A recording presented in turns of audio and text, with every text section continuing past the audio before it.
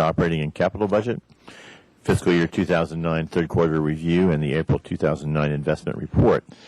From the printed document, I believe we are changing the order around, and we'll be taking item number 3 first, which is the recommended operating and capital budgets. Mr. Pearson, please. Thank you, Mr. Chair. Good afternoon, Councilmember Horton, Councilmember Falcone, Bob Pearson, Finance Director. And you'll recall that last week the committee heard reports on the recommended changes to the general fund fees and service charges and updates on projections for departmental revenues, fee and service charge revenues.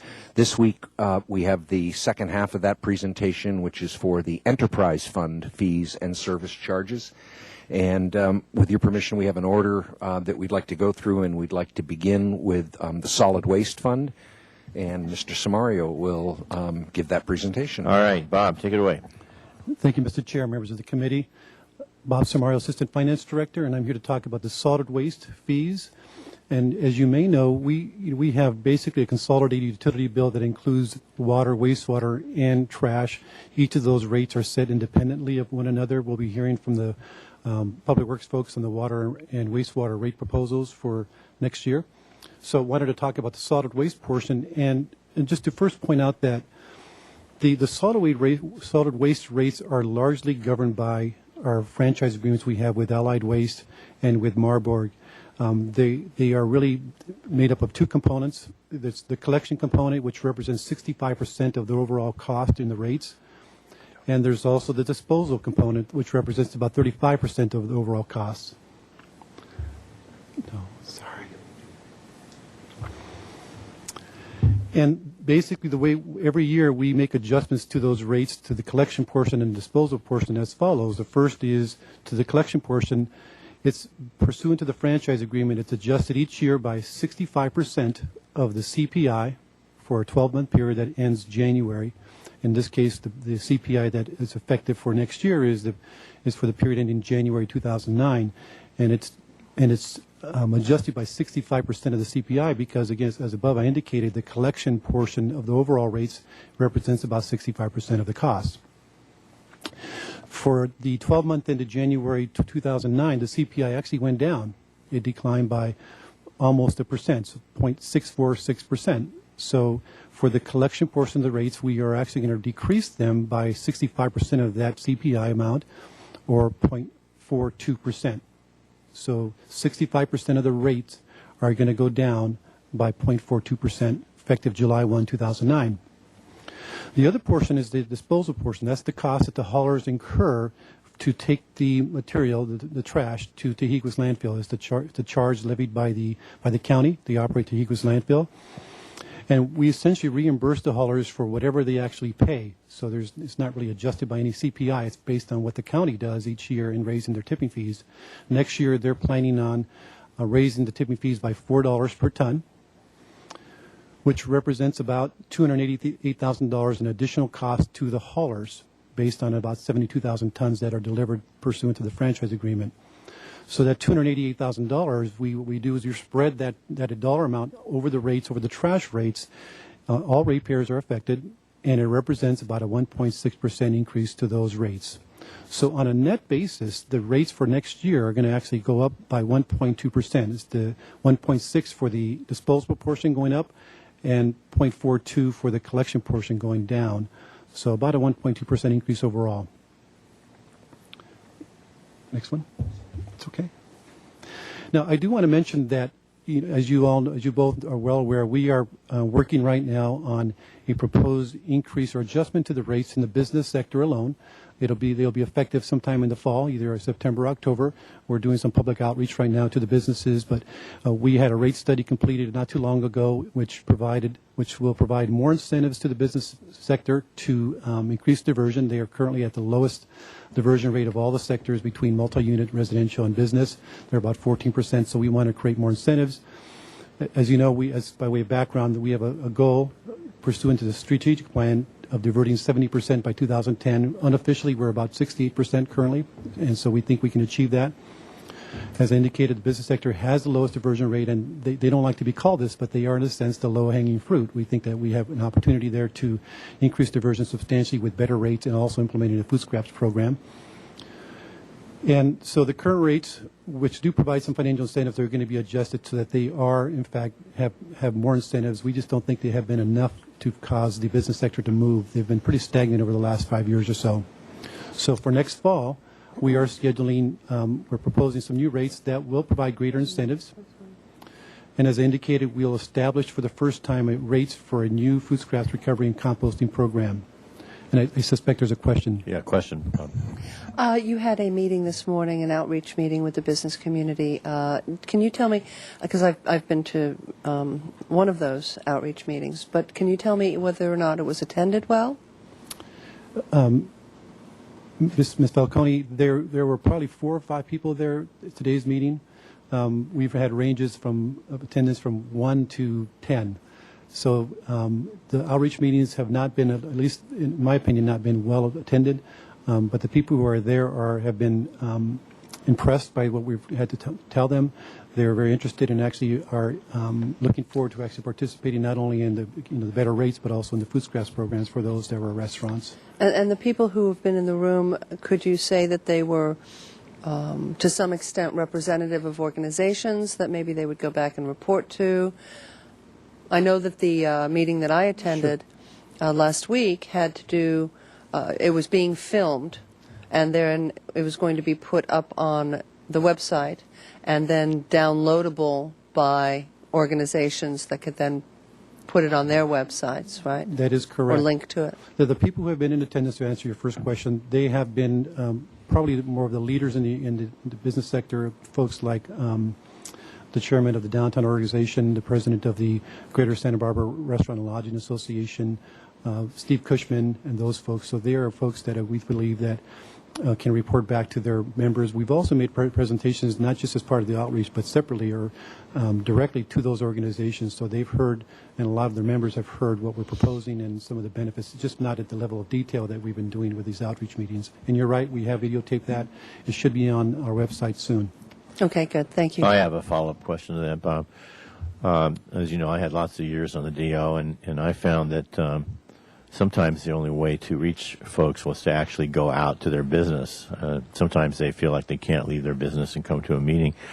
And I wonder if you thought about a road show that you could take. I mean, we know what the big operators are in town on State Street anyway, the biggest ones, and actually try to get in there and talk to the people in person rather than inviting them to come leave their business and come to a meeting. Could you try that one, please? Sure, and that's an excellent point. And we've done a couple things. We have identified the 50 largest businesses, whether they be restaurants or just regular businesses, and we will be actually going out to them individually and meeting with them and explaining in more detail what the rates are proposing to do, how they can save more money if they recycle more. So we are going to be doing that. We were also asked by, and I can't remember his first name, but Mr. Holdren, he owns Holdren's Restaurant. He asked, Ed Holdren, that's correct. He had seen their presentation, and he had asked that we meet with a group of businesses along that same corridor or that block on State Street and do a sort of a group presentation on the food scraps program because he believes it's a good program, and he thinks that if others just hear the details, they would be motivated to be involved. So just a couple of other points, just to kind of as a broad overview. We're going to be discussing this in more detail with both Solid Waste Committee and Council at a future date. But the rates that we're proposing are designed to be what's called revenue neutral. The franchise agreement requires that whatever we do to the rates structurally can't do any harm to our haulers. They have to be kept whole in a sense.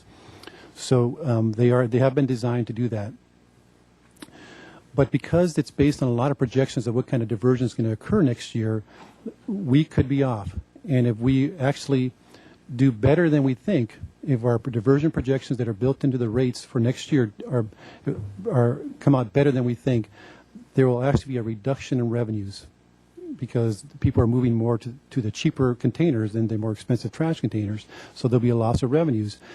Realistically, I think that we will come close to achieving our projection, but I'd be surprised if we exceeded it in any material way. But just in case, we did include in the rates a cushion of $350,000 for that instance where if we exceed our projections, we are going to be short of revenues and we need to make the haulers or keep the haulers whole. We will have $350,000 available to us to do that. That $350,000 comes with a price. It does represent to just the business sector a 4% increase to rates. So we talked about earlier what the proposed rates are for next year just on a normal basis based on CPI and collection costs or disposal costs of 1.2%.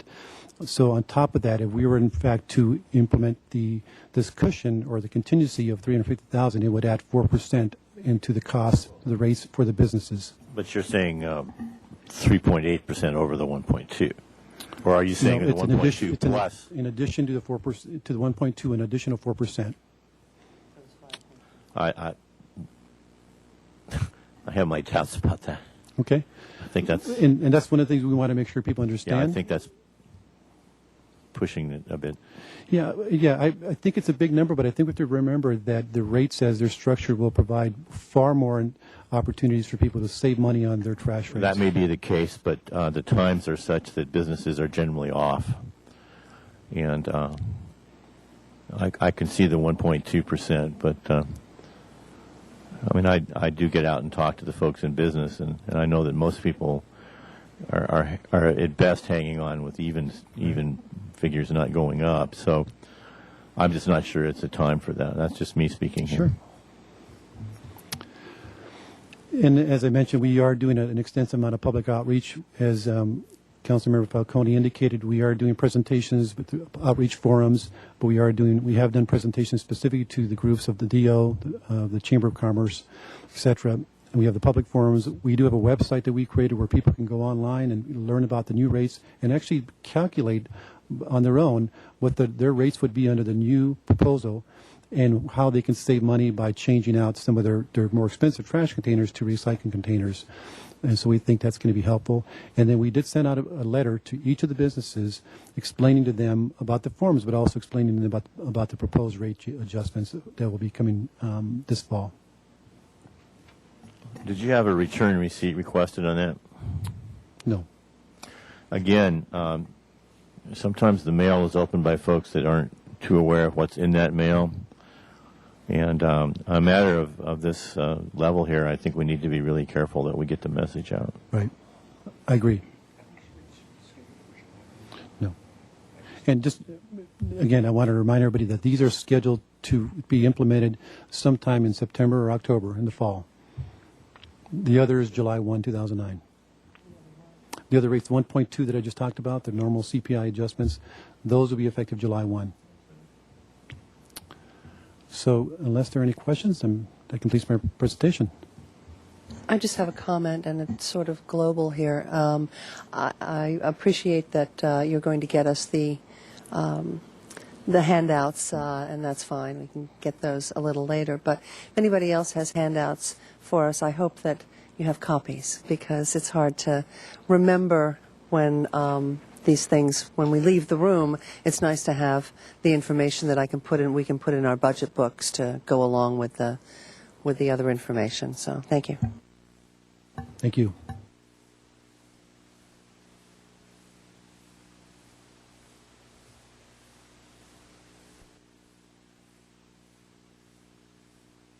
Thank you, Mr. Bridley.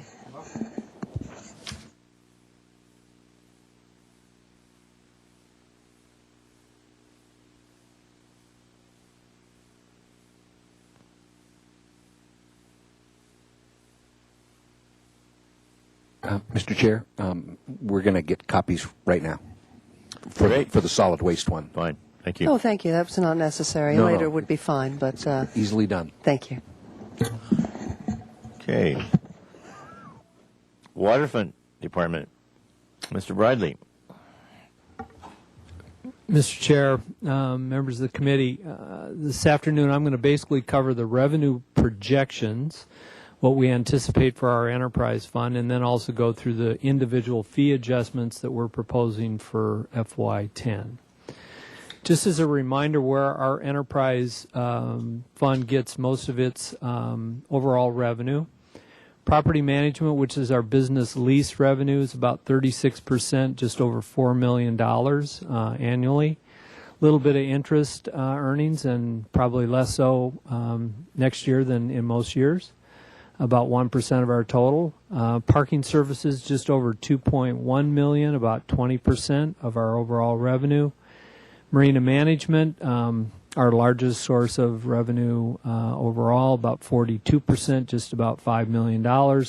And then some miscellaneous revenues and grants, which we get throughout the year at 2%. Go ahead, Bob.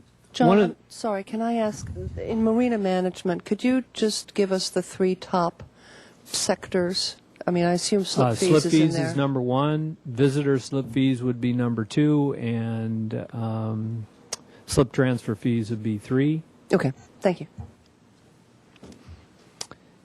Looking kind of over the last year, this year, and what we expect for FY 2010, our total revenues had a good year in 08, $11.7 million.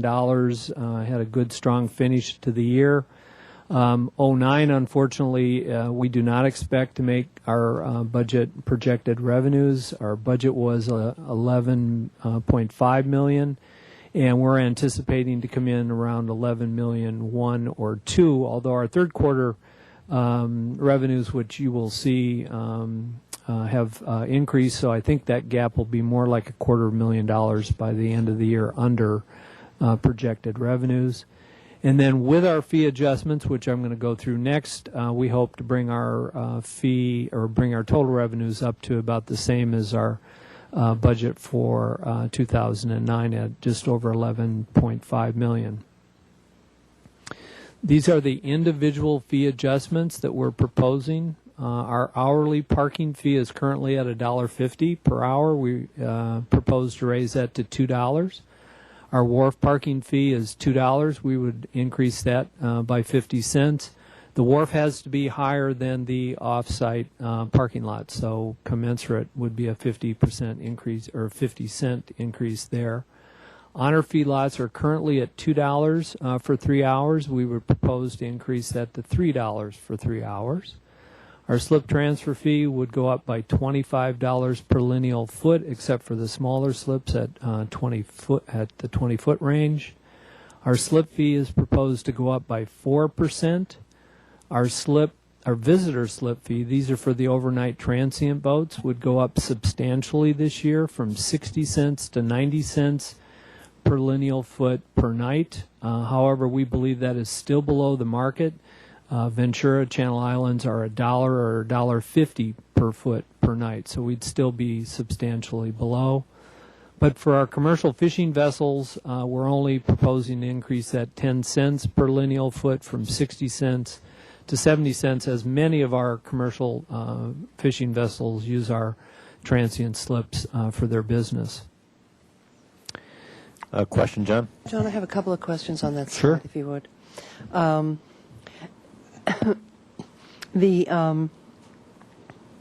The slip transfer fees, you say except for the 20-foot and below, does that mean they are not going to experience any increase, or is it less of an increase? They would receive no increase. They would be exempted from the increase? Correct. Okay. And the other question is the 4%. Several years ago, we okayed a CPI, if you will, increase of 3 or 4% on a yearly basis going forward. Is that what this is, or is this incorporating the possibility of this proposed shift? Okay. Our normal projected slip fee increase is 2%. That's what it's gone up over the last several years. That's what we projected it to go up this year by 2%. The 4% is necessary to cover the added proposed program shift. So, but for the shift, it would be 2%. With the shift in place, should that happen, it will go to 4%. That would be correct. And the Okay. same would be true relative to some of the parking fee increases. If we were not looking at the proposed $250,000 program funding shift, we also would not increase the honor fee lot from $2 for 3 hours to $3 for 3 hours. So that the two components of the added cost of that proposed funding shift necessitated us to go to a 4% slip fee increase and to also adjust the honor fee lot. Thank you, John. Okay, these fee increases are inconsequential in terms of the overall revenue, but are proposed for next year, so I thought I'd go through them. Our meeting room rentals would go from $25 an hour to $50 per hour. Our city pier dockage fee would go up 10 cents per lineal foot. Our administrative processing fee for like slip transfers, that type of thing, would go up from $25 to $50. The all-day parking fee commensurate with the fee increases on the hourly would go from 9 to 10.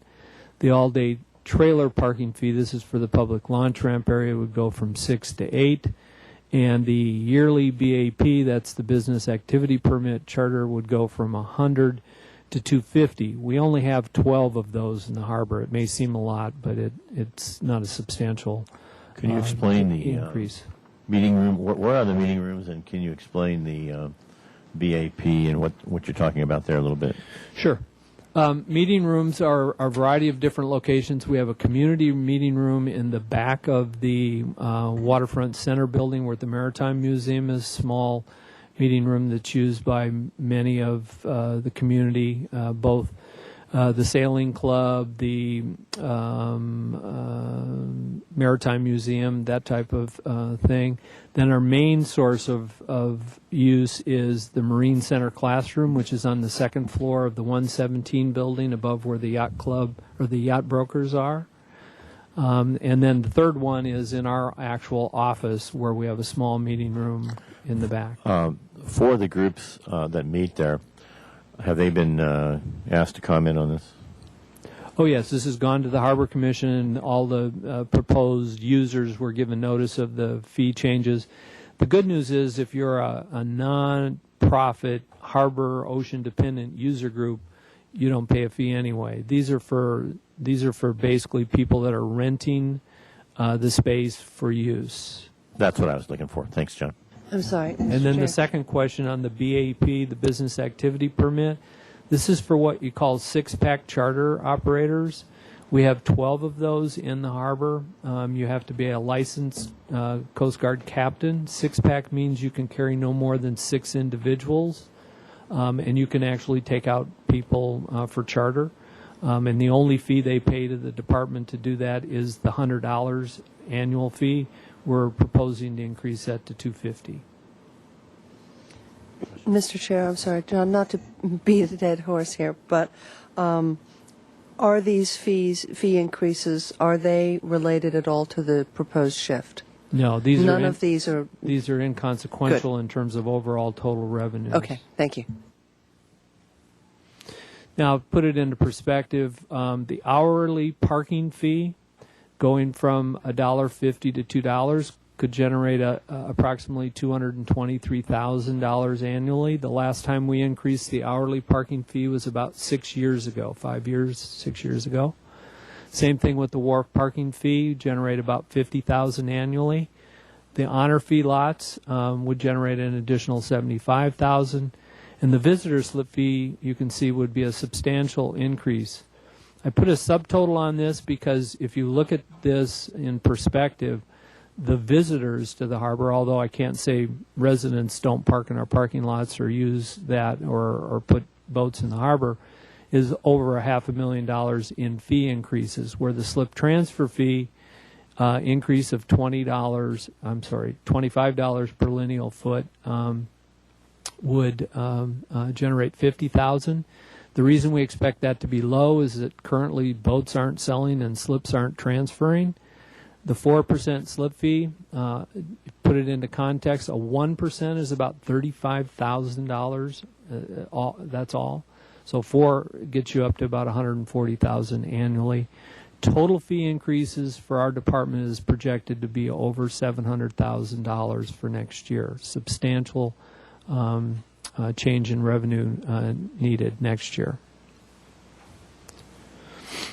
And I think this slide basically tells you why.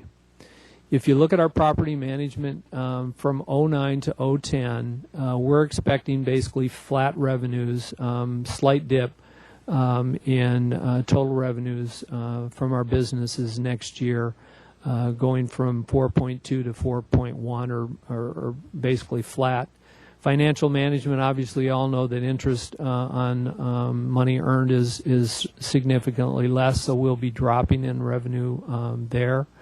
Parking services, even with the increase that we went through, we project the total net revenue to us to be around $270,000.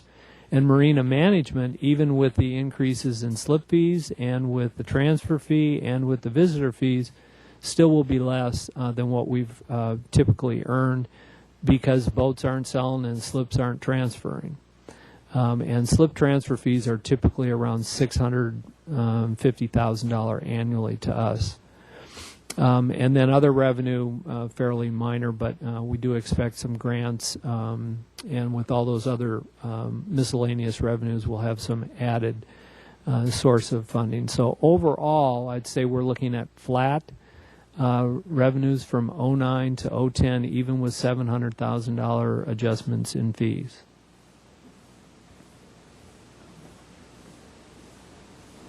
In terms of the folks that live aboard, how many are those? And and their impact, it depends on the size of the slip, is that it? Well, their impact would be simply the slip fee increase at 4%. They wouldn't be treated any differently. Right. And how many are there? There's 113 permits, 10% of our overall inventory. We have 1,133 slips.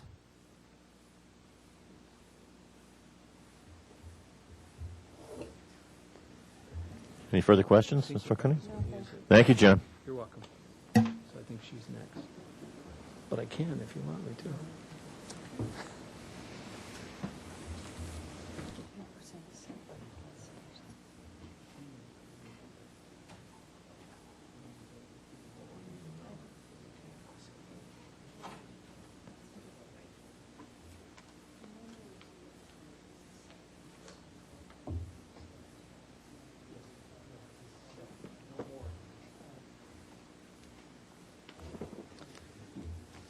Yeah.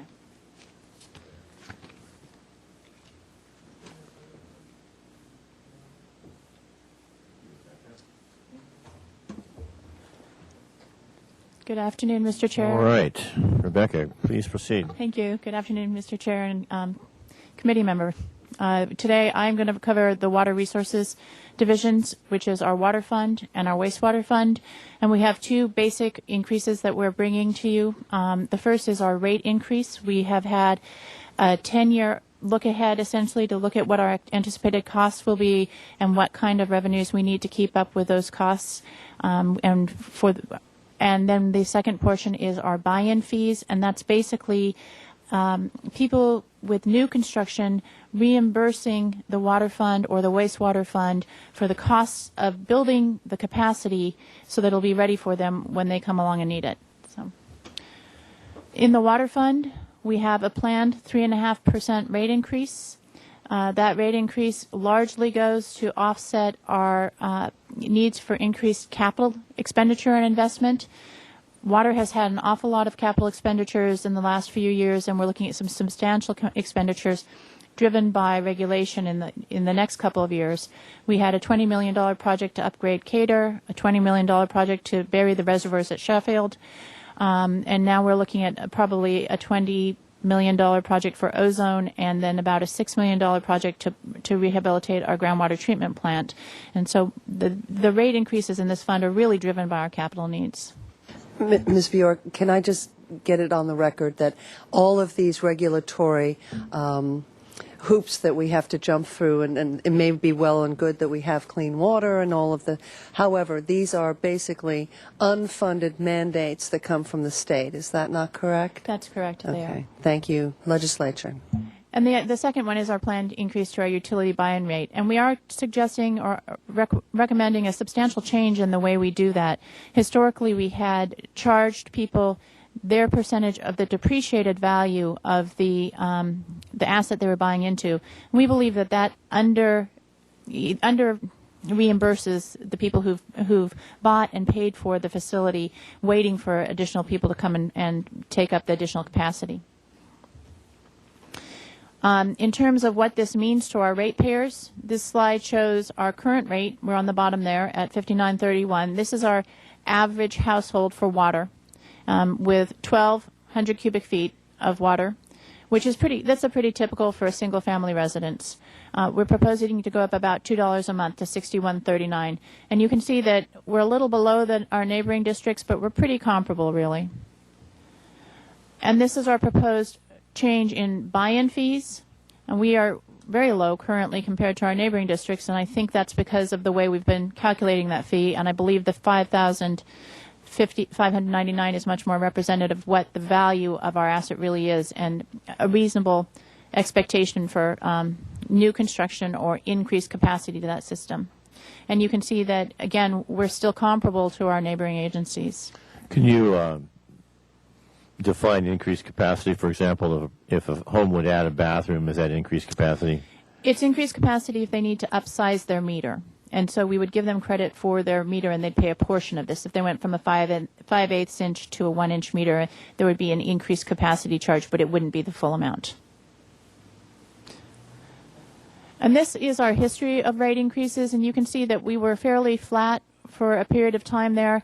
That was in large part because we were recovering from the drought, and so we were seeing increased revenues through increased sales. However, at about 2000, we saw that really flatten out, and we did a look ahead and sort of looked at what we were looking at for these major capital projects and realized we needed to have a cost of living type increase to keep up with the increased cost of maintaining and operating our water system. You can see that from 1993 through 2009, the CPI has been about 2.7%, and our increases have been 2.4%. So we're pretty much in there with what the cost of living has been. And then for the wastewater fund, we're looking at the same rate increases, although we need a little bit more money for wastewater, and I'll explain why. To put it in the context of the other agencies in the area, and it's important to note, we're comparing the dark solid bars are our current fees. They're also the other agencies' current fees, and I believe the other agencies are all also increasing their fees. So we are proposing to go from $31.67, which is the maximum amount a single-family resident can pay, because it's capped at 10 units of water, because we assume anything else beyond that is used outside the home, and so that you're not charged for anything above 10 units of water. We're proposing to increase that to $32.93. For our buy-in fee for the wastewater system, we're proposing to change the methodology similar to the way that we are for water, so that it would be based on the cost of the facility rather than the depreciated cost. And you can see that does put us a little higher than our neighbors, but really not very far above them. And this is our historical sewer charges. You can see we were completely flat from 1993 till 2002. And partly, again, that's because we were recovering from the drought and we were seeing increased revenues associated with increased flows to the plant. But it's also partly because we were probably underinvesting in our infrastructure. The plant was still relatively new at that time, and we probably needed to be creating a little bit more of a sinking fund or reserve. We're now facing substantial costs for rehabilitation projects at the treatment plant, and that's really what's driving the need for the cost increases at this time.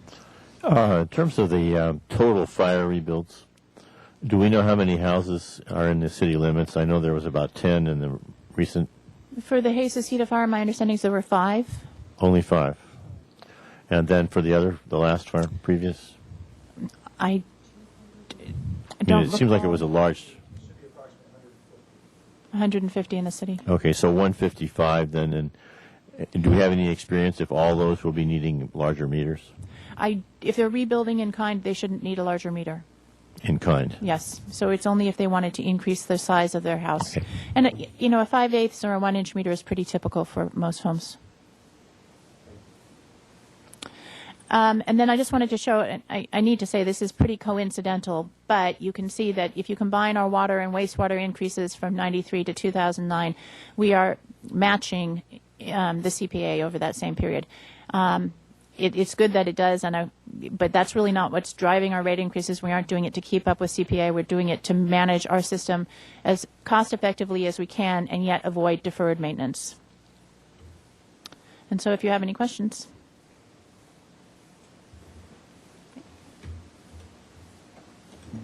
Rebecca, I guess I do have one quick one, and that is the rehabilitation that is going to go into El Estero. the wastewater treatment plant. Is that because of our neglect, or is that because of more unfunded mandates from the state, or a combination of both? Councilmember Falcone, that's really a combination. It's not a combination of neglect. It's a combination of the age of the facility and the need for increased levels of treatment. Neglect was a strong word. I take it back. Yeah, the treatment plant was built in 1978, so it's pushing 25 years, and it really is a very corrosive environment, and we really need to do a lot of repair of the sort of the integral part of that facility.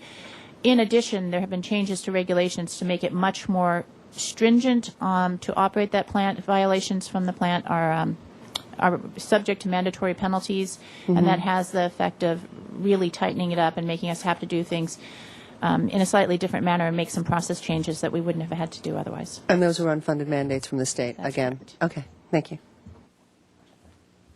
Okay, Mr. Pearson. Mr. Chair, next will be the Golf Fund. Okay. Thank you, Rebecca.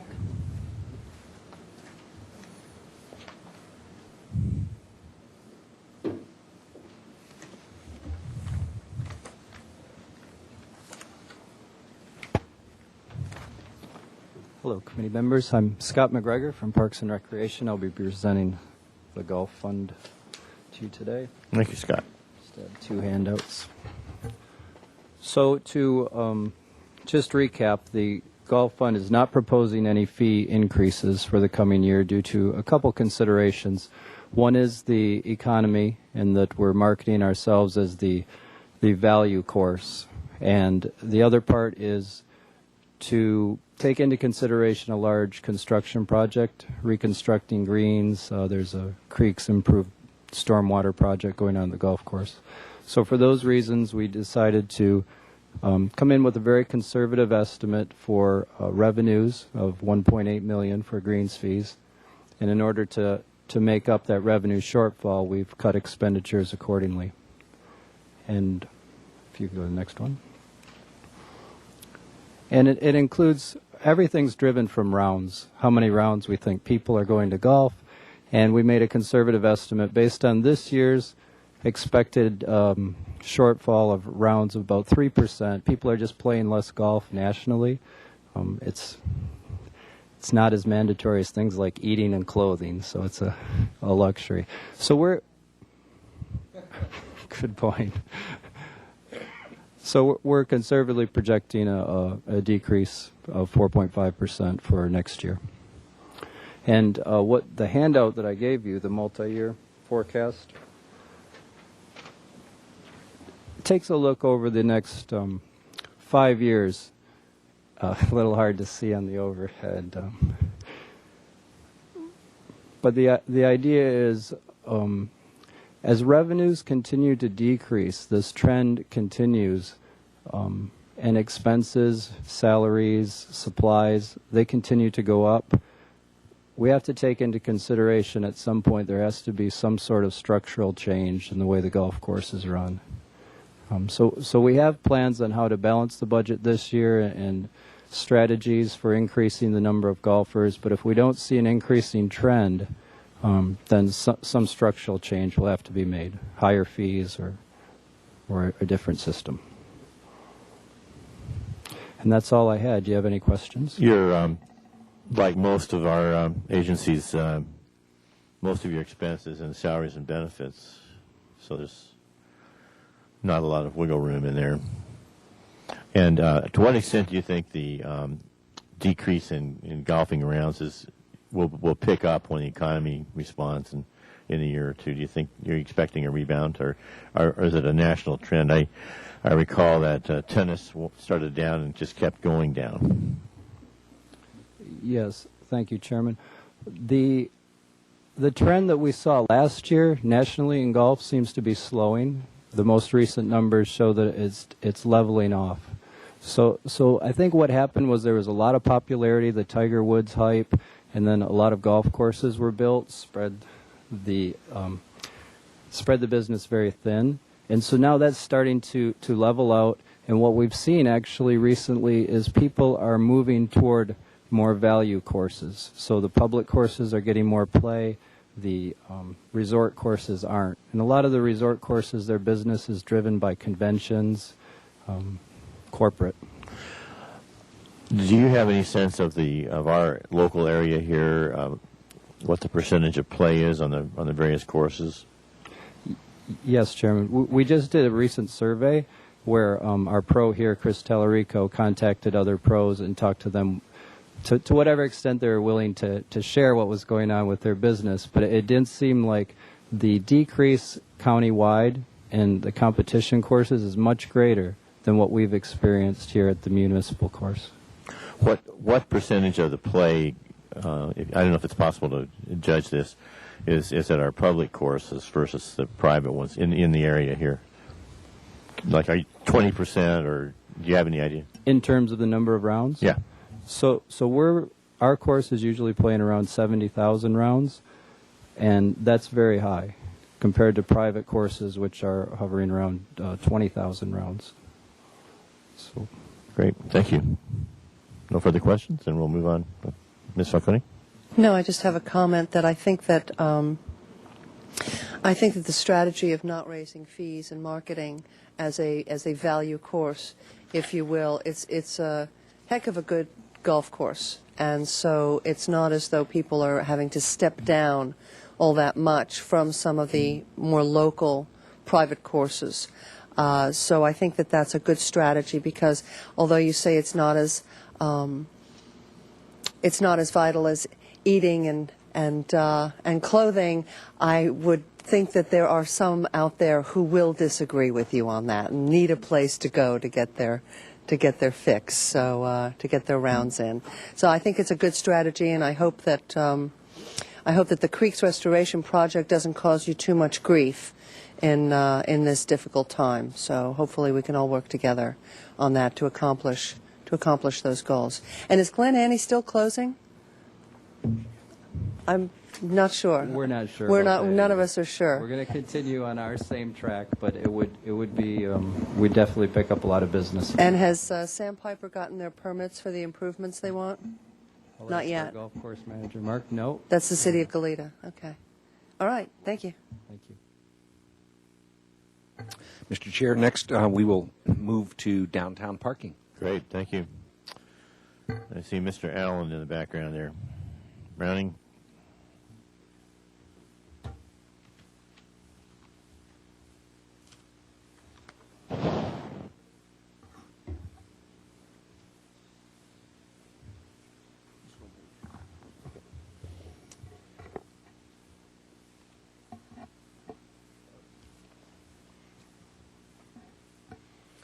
Thank you, Mr. Chair and community member.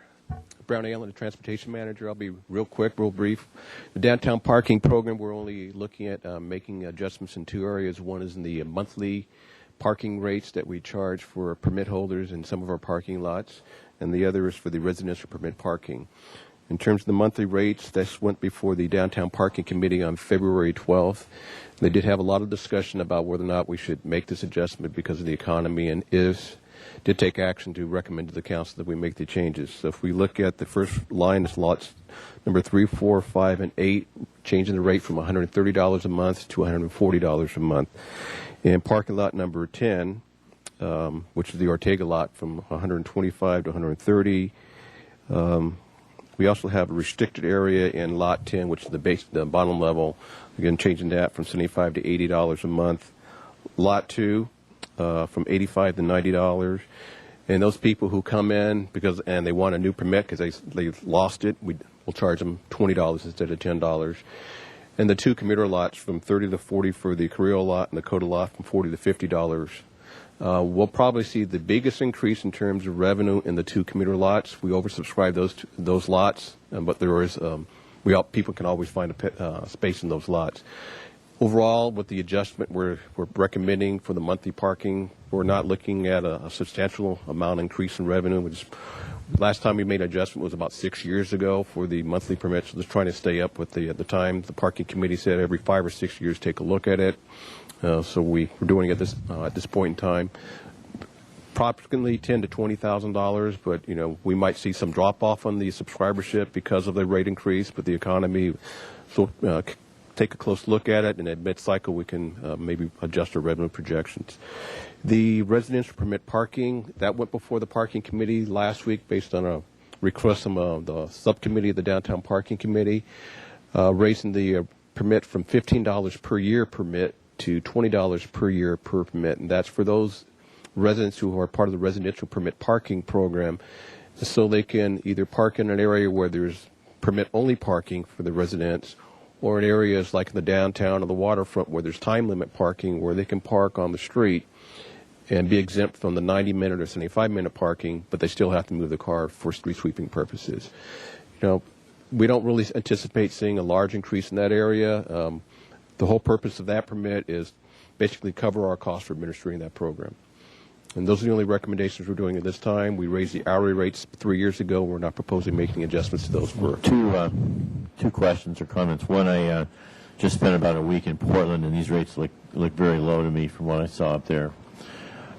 Secondly, it's always good to compare the private lots with our lots in the city. I know that having worked with the Trust for Historic Preservation, that there's always comparisons going on. So can you tell me what the private lots are doing?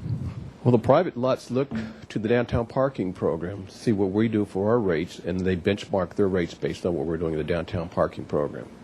And so they'll see what we do when the council formally adopts the rate adjustments, and they'll be adjusting their rates, trying to stay competitive with what we're doing in the downtown parking program. Do you know where we are now with them? Pretty close to our maximum rate is $150 with the ground garage, and most of them right around the $150 rate. I know the one that's the Presidio, they do an average of all of the rates and all of our hourly, both our hourly rate as well as the monthly rates of all of the system-wide, and they do an average of that. Yeah. So we're competitive. Question, Ms. Falcone? Yeah, Browning, you confused me a little bit on the annual. Well, it's not hard to do, evidently. So, annual residential and visitor parking permit fee. I understand a residential permit when you are in your neighborhood next to your residence. That's correct. Did I hear you correctly when you said that if you buy one of these permits, you're exempt from the 90-minute on the street? Only in your residence. Okay, so these are not transferable to a downtown That's location. correct. So we have some downtown permits, like Area M, for example, which is on Ortega Street. You must have an Area M permit to be exempt from the 90-minute parking on that street. So it's Okay. only area specific. It's All right. not citywide. And those are boundary determined, and Correct. that everybody knows what those specific boundaries to those areas are. That's correct. Okay, it wasn't exactly clear. I thought, well, I'm going to go buy a That's good $20 you asked the permit. question. Have it good for a year all over town. Okay. Further points? That's it. Okay. That seems to be all the questions we have. Okay, next is the airport fund.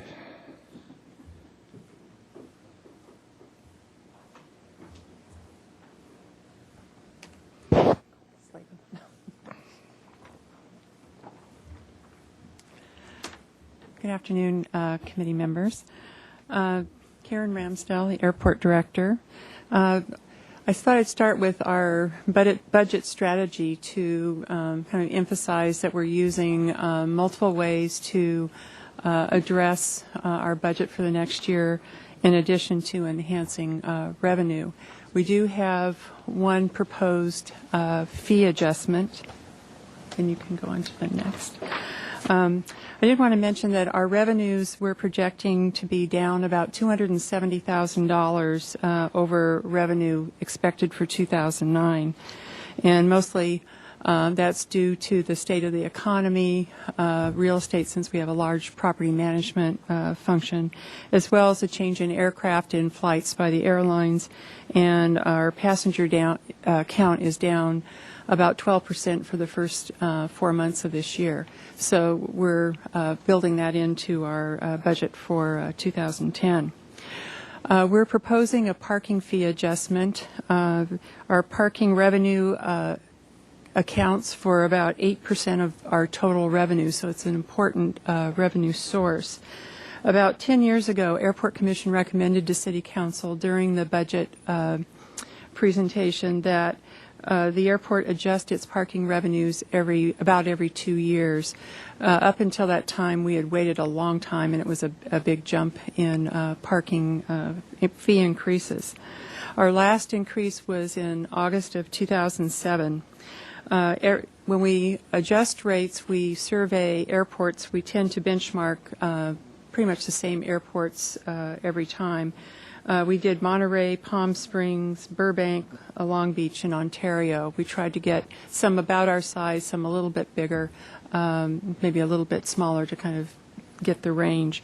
The short-term rates range from $15 to $30 a day. The long-term rates range from $7 to $12 a day among those airports surveyed. What we're proposing is to adjust the short-term maximum daily rate. Currently it's $17 a day, and we're proposing to adjust it to $20 a day.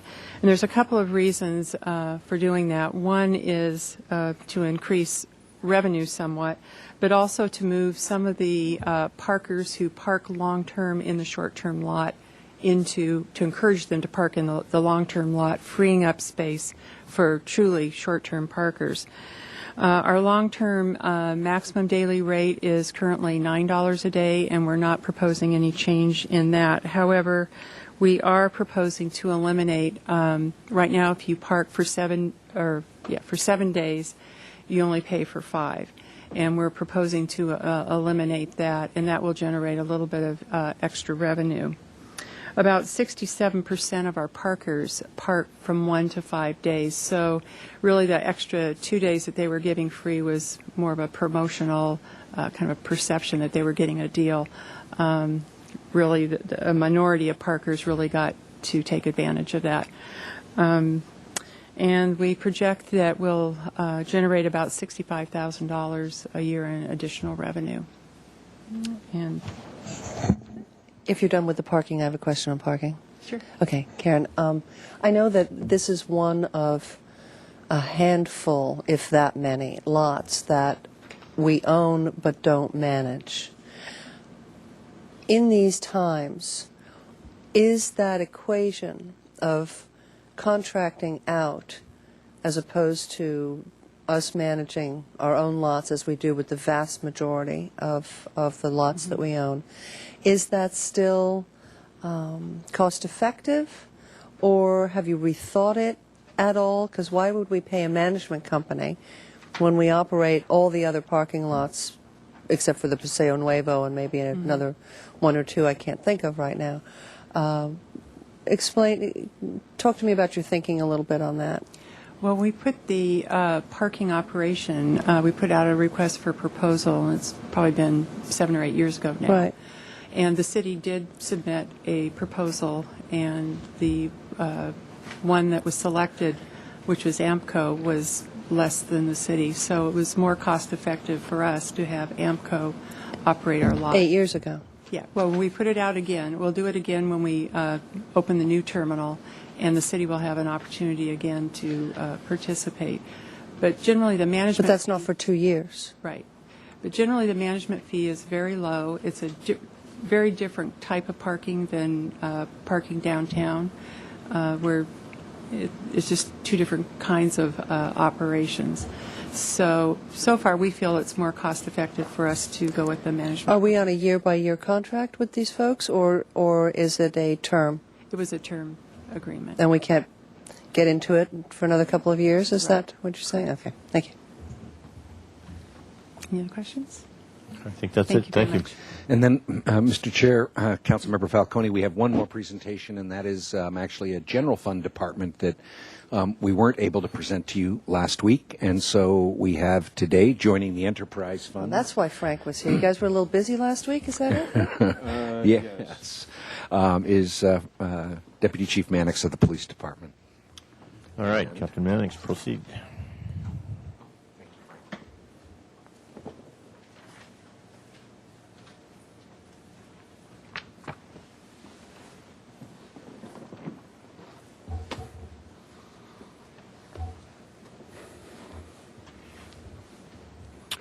Good afternoon. I'd like to present today some of the fee increases which we're going to be recommending in the fiscal year 10 budget. Some of these increases have already been enacted by City Council, but nevertheless they will be having a positive impact on our budget, so I thought I'd recap them for this presentation. On the top of our list, we see that parking citation fees, a $4 increase per ticket, approximately $4. In some circumstances, it was, in some citations, it was raised by $5. Will generate a $195,000 general fund benefit to the city. This fee was largely done to comply with state law, which required that our contribution to a construction fund for the county, a county reimbursement out of our parking sites, was elevated by the state by $2. So the $4 increase was to offset that cost, and then an additional $2 was to keep us on parity with like jurisdictions. Next, the dismissal fee was elevated to match what the county was currently charging. For as long as I've been with the police department, 22 years, we were charging $10 for a dismissal fee on a violation. The county elevated their dismissal fee to $25. We felt that it was prudent to elevate ours by $15. So this will generate $105,000 in general fund revenue. And finally, the animal licensing fee was elevated by $10. These three fees have already been voted on and adopted by City Council. Next, the vehicle release fee. We surveyed the Tri-County area, and we found that we were grossly undercharging for the release fees on our vehicles. We tow approximately 2,500 vehicles per year. We are recommending an increase of $100 per vehicle towed.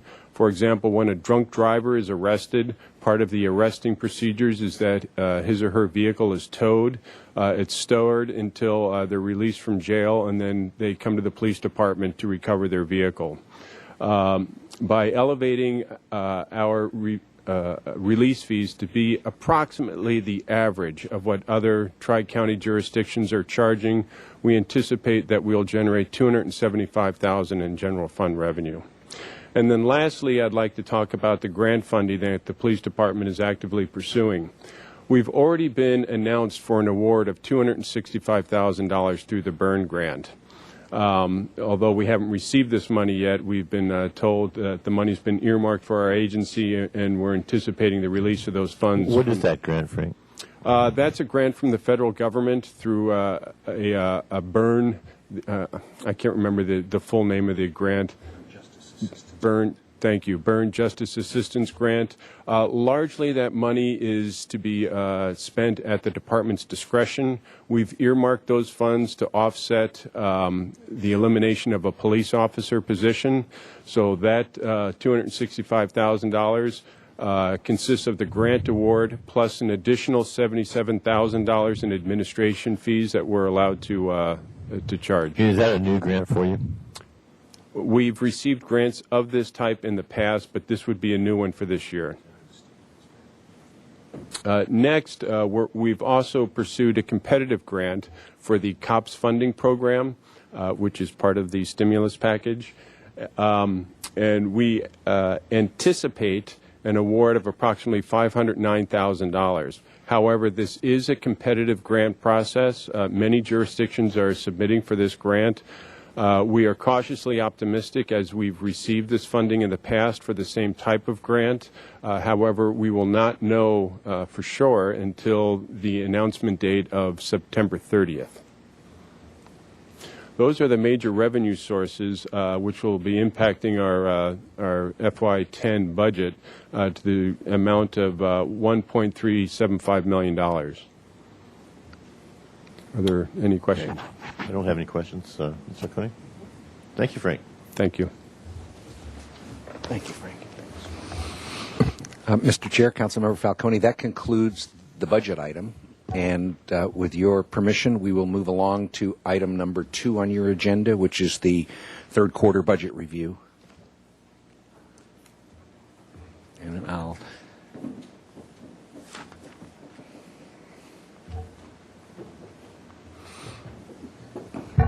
presentation will be made by Mr. Livingston, the city's accounting manager. Okay, I guess that's me, huh? Ooh, is that telling me something? It's me today and tomorrow and next week too. So. Well, good afternoon, Chair and Councilmember Falcone. I'm here, as Mr. Pearson indicated, I am Rudy Livingston, the county manager for the city, and I'm here to present the third quarter review today. I want to, as we typically do, I want to start our presentation with a discussion of the general fund revenues.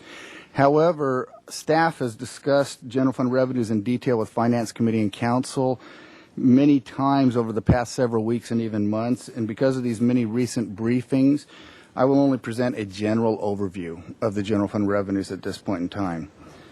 I'm sorry. I have a... We have our CAR items, Rudy. No, there's a slide here. I'm sorry. I for some reason I was thinking the investment report was coming before me. So, just I'm a little out of sync here. So, whoa. There we go.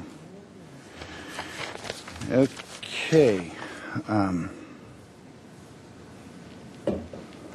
Now, as you can see on this schedule here, the total general fund revenues received through March 31st were about 67.6% of the annual budget.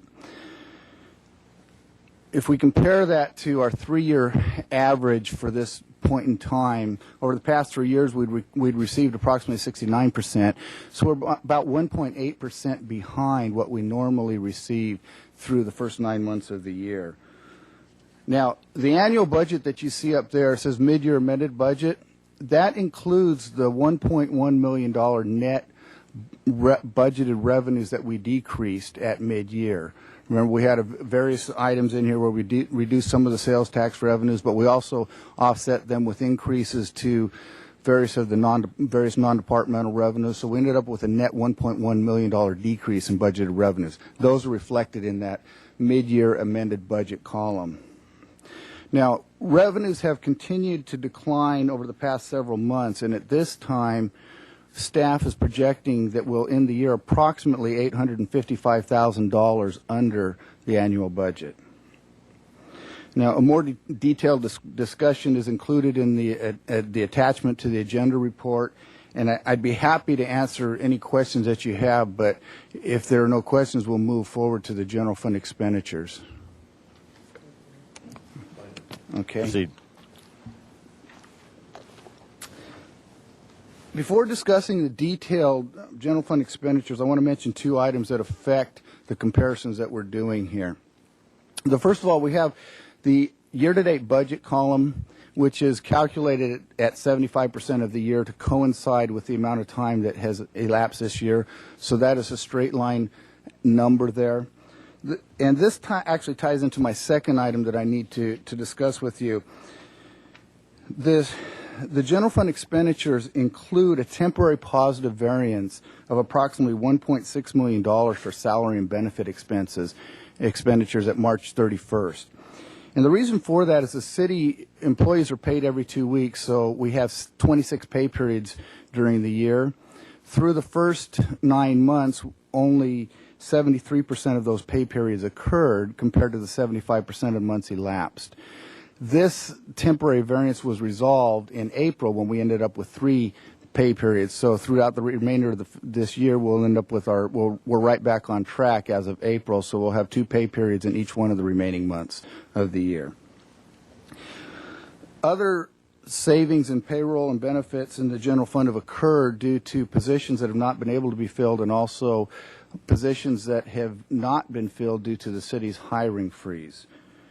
Now, traditionally, we have compared the combination of actual expenses and the encumbrances to the year-to-date budget, but to make it a little bit easier for the non-accounting folks among us to understand, What we've done is we've actually split it out. I'm presenting it 2 different ways here today.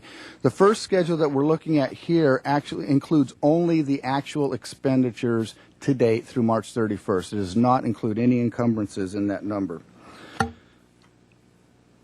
If you look at this schedule here, you'll see that we, at March 31st, had about $3.4 million positive variance in expenditures in the general fund, which equates to about 3.1%. Now, I want to reiterate that that $3.4 million includes that temporary payroll, salary, and benefits expenditure variance.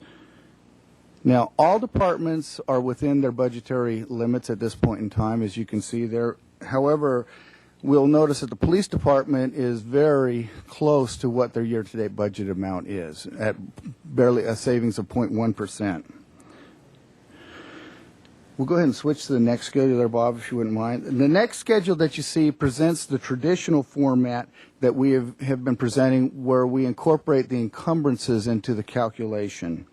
And as you know, the encumbrances include commitments and contracts and commitments for goods and services that we will actually expend during the remainder of this year or even in subsequent years.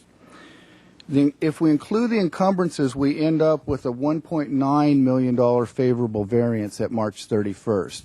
And including the encumbrances, we end up with a negative variance in the police department of $116,000. Police staff projections indicate that they will probably end the year approximately $310,000 over the allotted budget.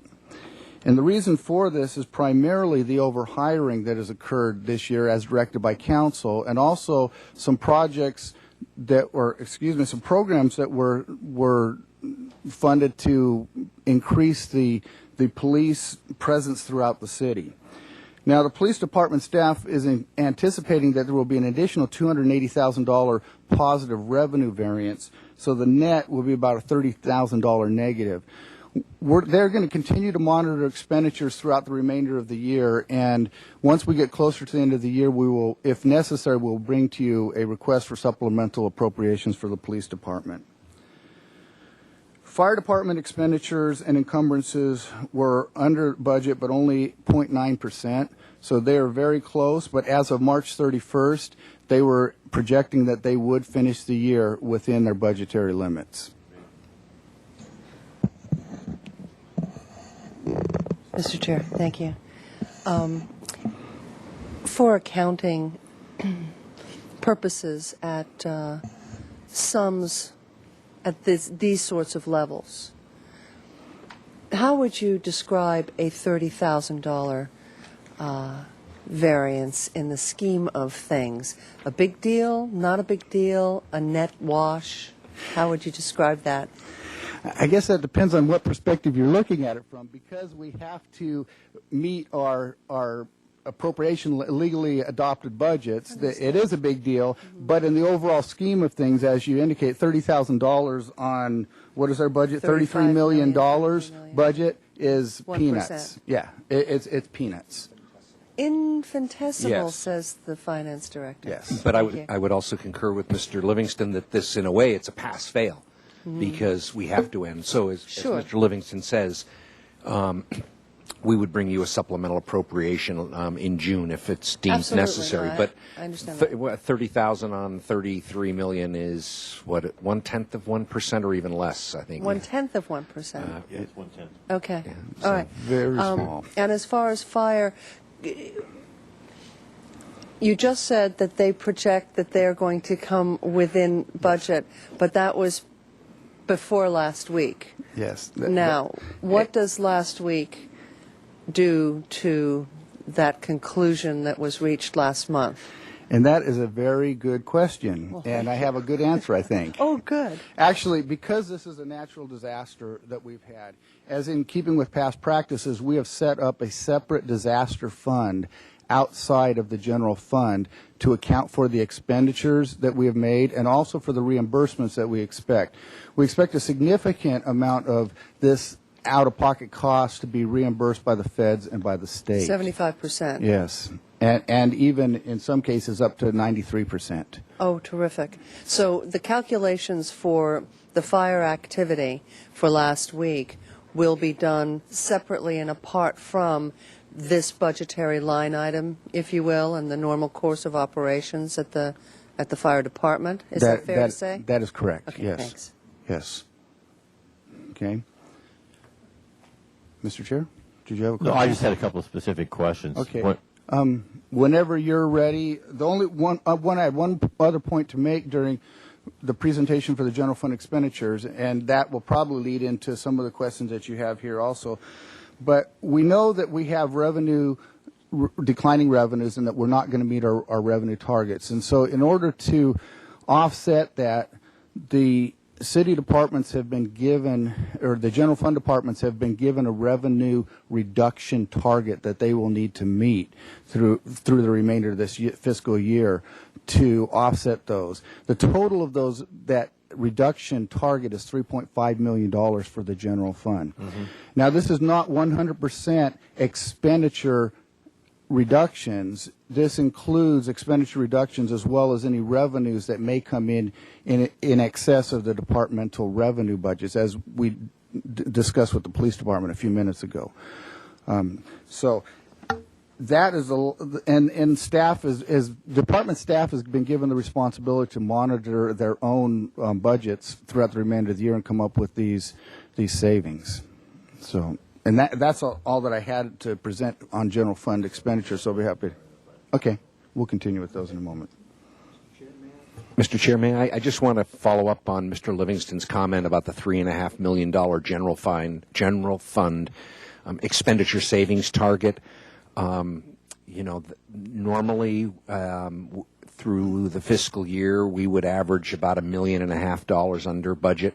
And so we're essentially asking departments to double those annualized budgetary savings.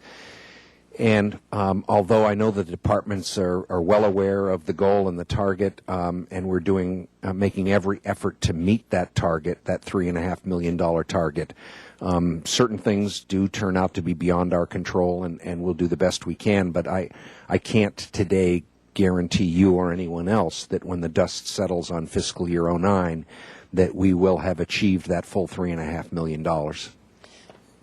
Chair, but just to be clear, this is the same $3.5 million we've been talking about for months. This isn't an additional $3.5 million, correct? Councilmember Falcone, absolutely correct. Okay, so no one should misunderstand out there that suddenly we have to find an additional No. $3.5 million. We have been talking about the The same. 1.5 as part of the 3.5, and this is the same conversation. You're just putting it in this particular context. That's absolutely right. Thank you for the clarification. Yes. Okay. We'll move on to the enterprise funds, and let me talk about a few things. And I think one of them, I'm sure, will answer one of the questions that you have. One of the things I have to discuss here. This table that we have here is in the traditional format that we've given you all along. It has enterprise fund revenues and expenses. The year-to-date budget for revenues is the 3-year average collection rate through March 31st. The expenses are 75% of the annual. But the expenses here also include encumbrances, so we need to keep that in mind. It does include encumbrances, as we normally provide here. There are a couple of the more significant items that I want to discuss with you at this time, and I've actually got them highlighted up there. And we'll be happy to discuss other ones that you may see fit that we needed further clarification on. But the water fund revenues are, at March 31st, are approximately $1 million over the year-to-date budget. And there are two primary reasons for this. Approximately $487,000 of that revenue the revenue variance is due to metered water sales, and which are significantly impacted by the weather and the climate and things. Because it's been relatively warm and dry, that's not a huge surprise that it would be over what their projections are. They have to make these projections well in advance, and it's not an exact science. The other $500,000 roughly in there is from reimbursements from our partners in our joint project, our Joint Powers Authority project at the Cater Water Treatment Plant. Montecito and Carpinteria water districts share in the cost of operating that facility. And because of the Zaka fire that we had, there was a lot of silt and things that went into our reservoir there, and has significantly increased the cost of water treatment. And as our cost of water treatment goes up, then we pass on a portion of that to our partners in this. And because of that, the amount that we're getting reimbursed from them is a fair amount higher than what we had budgeted at the beginning of the year. So the next one I want to talk about is the downtown parking fund, where we see that revenues are approximately $423,000 below the year-to-date budget at March 31st.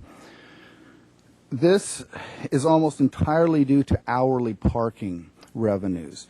When the budget was put together, they had anticipated that we would have approximately 4.7 million transactions during the fiscal year.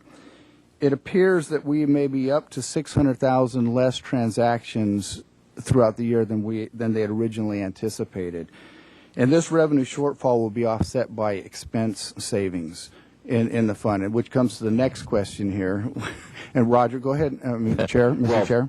On page 1, the expenses are actually ahead of budget, we're not behind. Right, exactly. They're running in 91.4. Yeah, exactly, and that's what I wanted to address next. This is an interesting accounting dilemma that we got ourselves into here. That's a one-time thing, and let me explain. We've been talking with the Finance Committee and Council for several months now about setting up a capital projects fund for the downtown parking fund.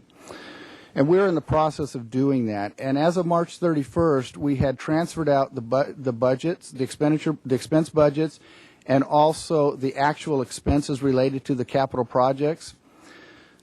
But the items that were under contract and encumbered, each one of those, the count coding on that had to be changed manually. And that was not completed by the end of March, and so we end up with the situation at March 31st where we have all these encumbrances that are temporarily sitting there that have lost their budget, which has been transferred into another fund. And so because we have a mismatch of where the budget resides and where the encumbrances reside, we end up with this huge negative variance. And that was actually resolved in April when we got all of the account coding fixed, and so we moved that over. So as promised, we have set up that new capital projects fund for the downtown parking. So, the last item that I wanted to discuss here was waterfront, where revenues are approximately $166,000 below the year-to-date budget of March 31st. This is almost entirely due to slip transfer fees. With our economy the way that it has been, and the tight credit markets, boat sales have been significantly reduced, and because boat sales are down, then we don't get the slip transfers, and it's been a really tough year for them in that area. Staff projects that year-end revenues will be approximately $269,000 under budget at year-end, and they anticipate making up that revenue shortfall with expenditure savings. Yeah, we just heard from John on that, so that's fine. So that concludes all the things in my formal report, but I'd be happy to answer any questions you may have. On page 10 in wastewater, Yes. there's a debt service item there which I didn't understand. Debt service running behind budget, and I thought that was a normalized payment, so I couldn't see why. Do you see the item I'm talking about? Yes, the debt service. Yeah. Yeah, we actually haven't annual or normalized that one. We actually record that one when it actually incurs, when the payments are made, and because it's a semi-annual payment, it's not 1/12 of, so it's not at 75%. In addition, Go ahead. Mr. Chair, in addition to that, the way we pay our bonds, it's not principal and interest payment every 6 months. One 6-month payment is interest only, and the second 6-month payment is all of the year's principal and 6 months interest. So it's not a balanced payment through the year, even on the 6-month basis. Okay, fine. I'm happy. Thanks. Okay. Any other questions? Well, that concludes my report. Thank you for giving me your time today. And Mr. Chair, if we could quickly, we have one more item, which is item, that's correct. And as you know, I'll be making this presentation, again, Bob Pearson, Finance Director, and as you know, this is not a quarter end, so we don't have an extended report on the investment report for you. We do, as always, provide you with a summary of our cash and investments, both as of April 30th, which is the report date, and March 31st. And then we provide you with a listing of the investment portfolio as it stood at April 30th. And you can see that the only two things I'd like to point out is that as of April 30th, the days to maturity for the portfolio, average days to maturity, 386, which is down quite substantially from the prior month of 400. It's down 2 months, it looks like to me. Yeah, that's about right. And that's really attributable to two things. Number one is you will notice that as of March 31st, our LAIF balance was $50.1 million, whereas a month later, on April 30th, it had gone up to $66.1 million. And of course, LAIF is one-day money, and so when we move money from investments into LAIF, it has a disproportionate impact on the average days to maturity of the rest of the portfolio. And to sort of put a finer point on that, if you look at page 2 of the report, the summary of cash and investments, and if you look at the other investments under the city LAIF account, you can compare the categories, the average days to maturity of the various categories, and you can see that the change really isn't all that dramatic in the rest of those categories. So that is sort of another indication that the drop in the average days to maturity was attributable essentially to the higher LAIF balance. Yeah. And that was really all I had to say. One other maybe observation. If you look at on page 2 of the summary, yes, total cash and investments was $165.3 for the previous period. This period $176.2. That's right. And I guess I would have thought that would have gone the other way rather than this way. So it went this way because April is when we receive our second half of our property tax payments from the county. that explains it right there. Would you like a motion? I would, please, sir. Is there a motion? There is a motion to accept the investment report. And then what about the third quarter? Do you need that accepted as well? That would. You want a separate motion? I would, please. Separate motion? Okay. Thank you. So we have a motion on investment, seconded. All in favor, say aye. Aye. Motion carries. And the third quarter review? And there's a motion to accept the third quarter And that review. motion is seconded. All in favor, say aye. Aye. Motion carries. Thank you. Thank you very much.